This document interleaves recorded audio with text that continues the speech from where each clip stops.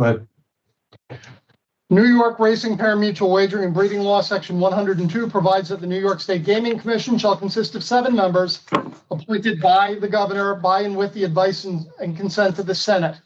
4 members having been confirmed by the New York State Senate are necessary to afford the commission an ability to establish a quorum and undertake action. This present meeting of the commission is now called to order. Ms. Buckley, will you please call the roll? John Crotty, Here. Sylvia Hamer, Here. Martin Mack, Here. Peter Machete, Here. Brian O'Dwyer, Here. Marissa Shorenstein, Here. Jerry Skurnick. Here. Ms. Secretary, please have the record reflect that a quorum of qualified members are present, thus enabling the transaction of business. Mr. Chairman. Minutes of the commission meeting conducted on March 24, 2005 have been provided to the members in advance. At this time, I'd ask to members any edits, corrections, or amendments. Hearing no, Madam Secretary, please let the record reflect the minutes were accepted as read. Next item of business is the report of the Executive Director, Mr. Williams. Today, I'd like to touch upon the status of the additional casino licensing environmental review process for which the Commission serves as the Environmental Quality Review Act lead agency, and also walk through the provisions of the recently passed state budget that have direct Commission implication. I would, however, like to start my remarks today by observing the recent passing of former Commission Chairman Barry Sample. Mr. Sample served as an inaugural commissioner of the first Gaming Commission and as its first chairman when we were formed in January of 2013. He also served a second tenure as chairman from 2017 to 2022. Chairman Sample's history of government service long preceded the commission, as he held offices of increasing responsibility over decades. Barry served as the Deputy Director of State Operations and the Officer of Governor Andrew Cuomo, Chief of Staff in the Office of State Comptroller H. Carl McCall, Deputy Budget Director in the Division of Budget under Director Pat Bulgaro, and First Deputy Commissioner in the Division of Criminal Justice Services, primarily under Commissioners Larry Kurlander and John Paklemba. During his time at the Commission, Chairman Sample was integral to the agency's operation, providing an equal and considerable focus on all 4 divisions. He also regularly assisted in guiding his fellow commissioners through complex and controversial issues, and substantially assisted with the development of rules and policies that uphold the integrity of the games, maximize revenue for education, and instill responsible gaming practices among all operators. On a personal level, anyone who encountered Barry can attest that he had a deep and sharp intellect, which was tempered by a wonderful sense of humor and compassion. Barry was a dedicated public servant who understood how government can and should function, and he worked every day to make our state better. I can speak on behalf of all the commission employees with whom he interacted that it was a joy and privilege to have worked with him. Let me stop you there for a second. I know some of the other commissioners had asked that they could share some thoughts on Barry Sample. So I think, John Crowley, I think you would. I mean, yes, it was a very appropriate tribute. Barry was a true gentleman in every sense of the word, and he really helped shape this commission in the very beginning and led to very sensible agreements and outcomes. On a personal note, it was hard to have a better friend, and the amount of learning and the generosity of his time and spirit were really noteworthy to anyone who interacted with him. It's a great loss. He was a great person. He was a great servant here for the commission and others, and it will be felt. It was sad to learn of his passing, and wish his family the most amount of comfort this time. It's just terrible to hear. Thank you, John. Commissioner Machete. So I met Barry when I first started in 2014. Had tremendous institutional knowledge. I had none. So he was a great source of information for me, great source of comfort, actually. tremendous wit, voice of reason, would not back down from a fight, though. And I was on the other end of some of those fights. I can attest to that. Just a super great person. Big loss. Thank you, Peter. I joined the commission later than Commissioner Machete and Commissioner Crotty and Executive Director Williams, so I only knew Barry for a few years. I think back to possibly one sort of tense meeting the commission had having to do with license suspension of horse racing trainer, and Barry's even temperament and quick wit alleviated that tension at that meeting, and I'm sure all of us who were at that meeting will still be grateful to him for that. And I'll just second all the other remarks that's been made about him. Thank you, Commissioners. And I know that it has been a loss to the state of New York. I knew him just briefly and not well, but I know of his experience and his reputation on stellar in this community. He will be a great loss to us all. Moving on, since our last meeting, the commission has taken several substantial measures regarding the State Environmental Quality Review Act for the 3 proposed projects under the additional gaming license requests for applications.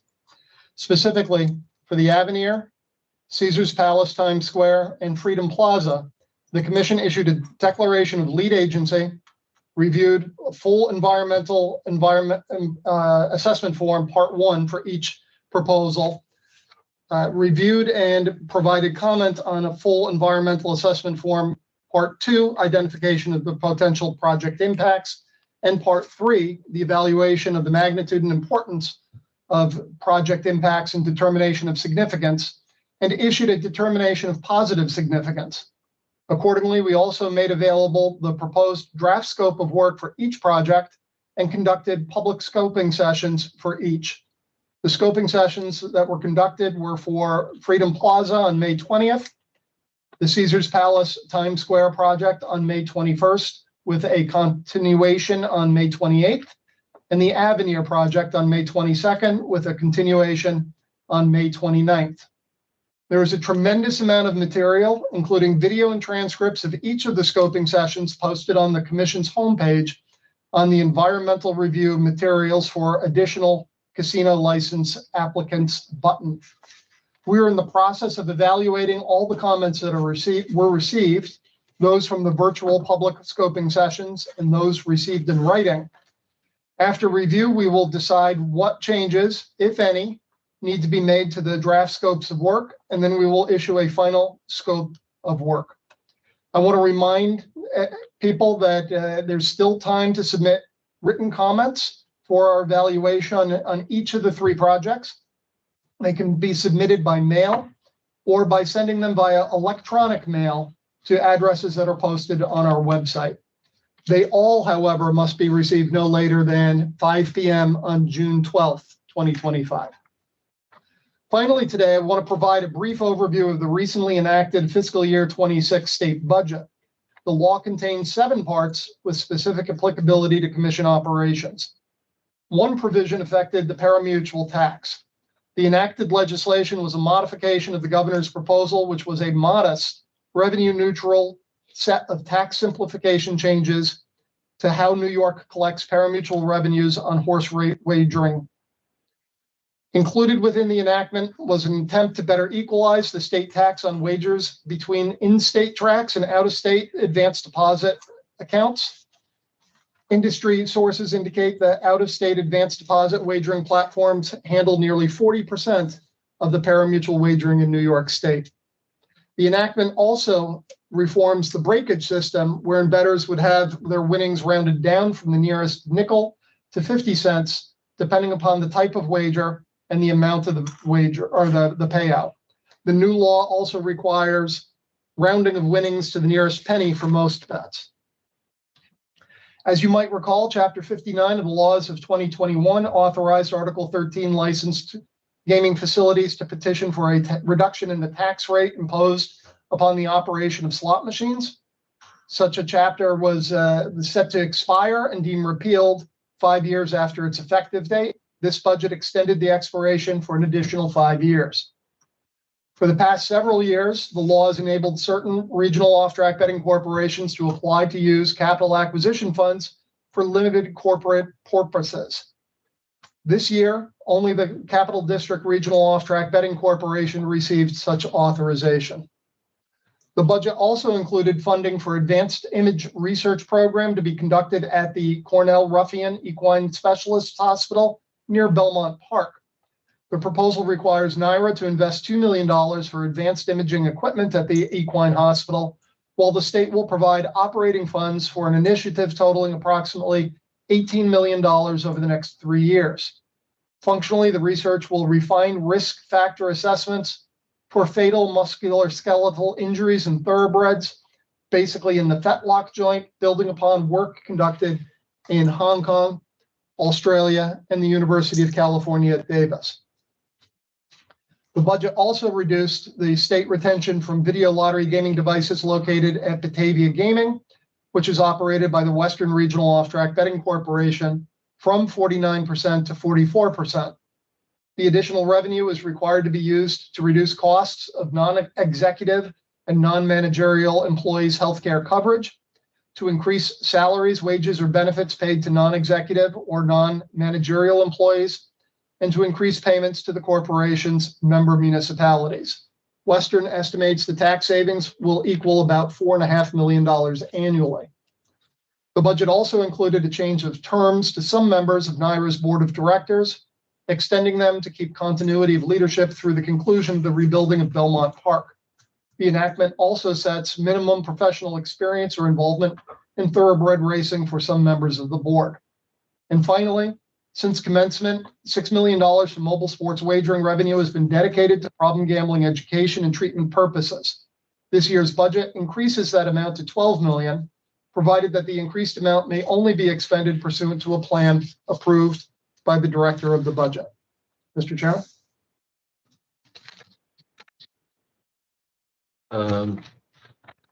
I think we're up to rulemaking, are we not? Yes, we are. Okay. Mr. Williams. For commission consideration or amendments to the commission's rules for 2 existing commercial casino games, Ultimate Texas Hold'em Poker and Heads Up Hold'em Poker table games. Current Ultimate Texas Hold'em Poker rules may be found at 5324.36, while Heads Up Hold'em Poker rules may be located at 5324.43. The proposal would add a new optional wager called the Ultimate Pairs Wager to the Ultimate Texas Hold'em Poker table game, and make changes to the Heads Up Hold'em Poker table game for organizational consistency with other table game rules. With respect to the proposed Ultimate Pairs Wager, the bet would pay the player in the Ultimate Texas Hold'em Poker table game if the player's 2 hole cards contain a pair or an ace with a face card without regard to the outcome of the primary game. This additional wager was brought to our attention by a licensed casino, as it has been authorized for play in several other jurisdictions, including Pennsylvania, Illinois, Colorado, and Maryland. Staff reviewed its addition and determined its addition would likely be attractive to patrons, thereby enhancing revenue to both the casinos and to the state. The amendments for the proposed Heads Up Hold'em Poker table game would keep definitions of wagers consistent within the table games definition section, structure consistently the organization of the rules for the Heads Up Hold'em Poker table game, and to make other technical recommendations or changes. Staff recommends that the commission propose this rule. Commissioners, any questions on the proposal of or amendments to Ultimate Texas Hold'em Poker and Heads Up Hold'em Poker? We have a motion to propose the rule. So moved. Second, Second. any discussion? All in favor? Aye. Opposed?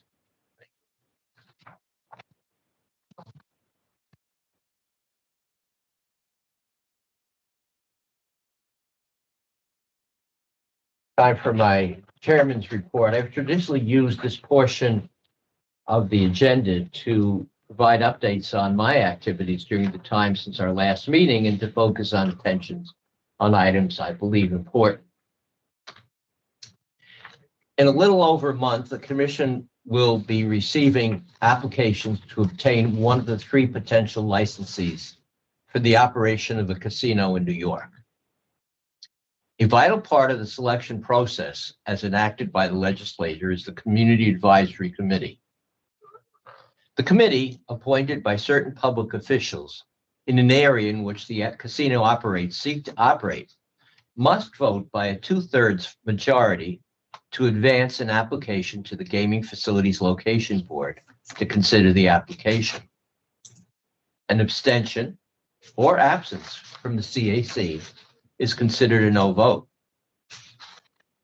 This procedure was enacted by the legislature to ensure that only those casinos that were desired by their communities to operate in their midst would be considered. This is a vital point to the process. If the CAC does not agree, that application gets denied. I have asked our staff to identify public officials who represent sites that have a reasonable expectation of hosting an applicant for a commercial casino and alert them to the provisions of the law that will provide them an appointment to the Community Advisory Committee. I urge each one of those public officials to exercise their appointment power at the appropriate time. It is truly vital that the voice of the community be heard in this process. The proliferation of mobile sports betting has provided significant revenue to the state and has provided a convenient method for those who wish to wager on sports. Nevertheless, we must be cognizant of the downside of problem gambling, and I, along with our executive director, working with the industry to address the issue. Whilst mobile sports betting has been a contributor to the problem, it is not alone. We cannot and should not ignore the other areas of gaming which until now have gone largely unregulated: fantasy sports leagues and so-called sweepstakes casinos. I know the legislator under chairs Adabo and Werner has the matter under consideration, and I welcome their efforts. The commission as well has taken steps to assure that these industries abide by the law, and we will continue to do so in the future, looking toward further regulation. The present tariff dispute between the EU and the United States is fraught with peril for the equine industry in New York.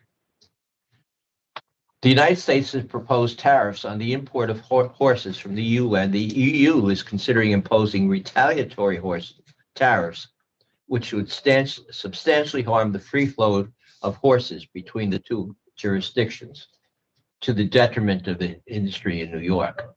I'm working with the Thoroughbred Fund to urge the EU, through our counterparts in the Irish horse racing industry, to not impose these tariffs on U.S. horses, New York horses. And I'm also working with the industry to educate our elected representatives about the immense harm that such a course of tariffs would impose on the thousands of constituents that rely on the horse racing industry for a living.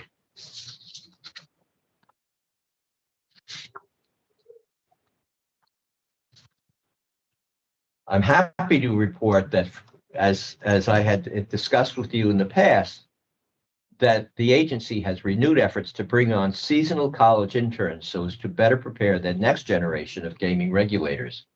I am pleased to announce that 2 individuals has joined us for the summer, and hopefully we can have more.